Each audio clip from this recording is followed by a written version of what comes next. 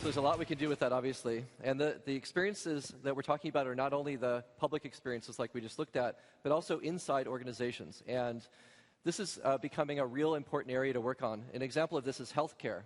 You know, healthcare right now, the effectiveness of those applications obviously is really critical. And so far, those systems can be really pretty obtuse to use. They require a lot of training. You can't really, bring them often to a patient. You have to go to them. Big machines. And this revolution is starting to happen now in these large organizations. And we actually have a video from a hospital in Toronto that's really starting to push the edges of what's possible here for the experience of their applications. Let's take a look. Sunnybrook is one of the teaching hospitals as part of the University of Toronto. In medical imaging, we do about 300,000 exams a year. We acquire about 16 to 18 million images in those exams. Day in, day out, in order to service our clinical colleagues, we're having to provide an efficient, rapid turnaround of these images. Our goal at Sunnybrook really was a simple slogan: any image, anytime, anywhere. We want those images out to the enterprise efficiently, quickly, at the best quality without installing software. One of the reasons we chose Flash as a runtime was our ability to control the imaging chain from beginning to end. These are very complicated images, and there's patient care decisions here.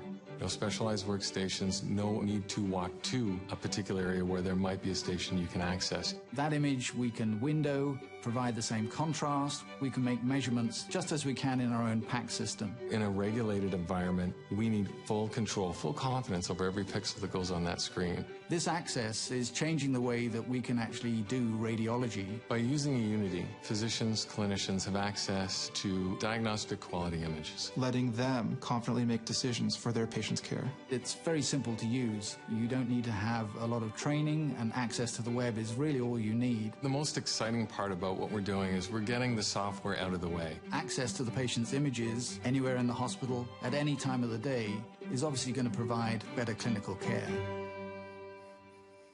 Wow, that's a great example, huh?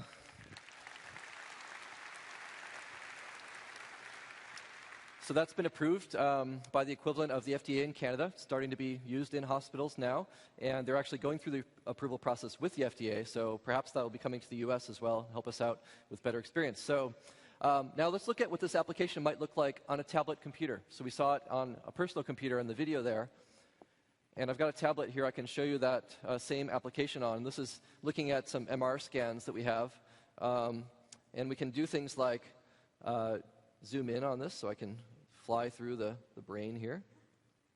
Earlier we saw skeletons, now we're looking at brains and eyeballs.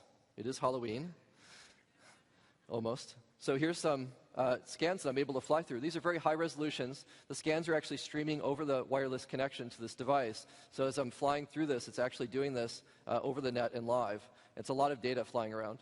And I can do controls on this, so if I'd like to, I can change the windowing of this image, which is changing how the different levels are shown inside the image, so I can get understandings of where the harder and softer areas are of the scan. I'd go back to the original there. And I can also do inversion if I want of the image, of course. I think the on black is best here. And I can zoom in, so I'm going to pick the little zoom tool, and I could do a little pinch zoom here, and I can actually go in on this scan here, and we can get a closer look at these eyes and this nose. Now, as a doctor, I might want to make some measurements on this, so I can use the tools right here in this application, and I can measure, for example, I don't know what to measure, I'm not a doctor, but between these two eyeballs. Okay.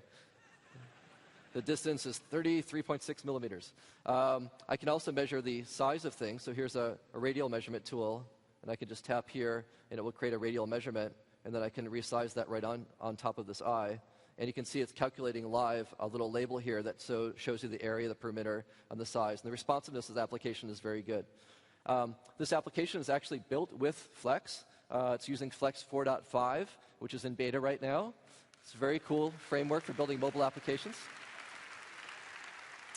And it is available to you today. So if you want to start playing with Flex 4.5, the beta is up. You can start building your own mobile applications. And actually, over the past year, we've had a great adoption of Flex and developer technologies. And we've seen a 50% growth in developers around the Flash platform just in the past year. So we're having a lot of momentum around Flex in the development community. So thanks to all you guys for taking advantage of this stuff.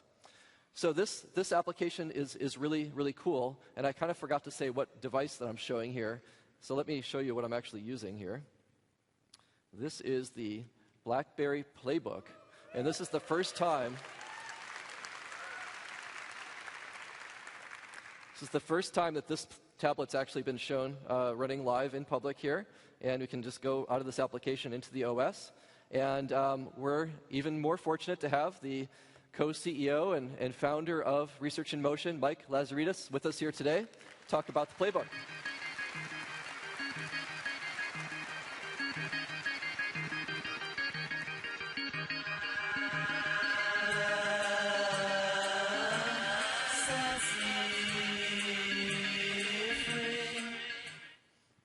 Mike, it's great to have you here.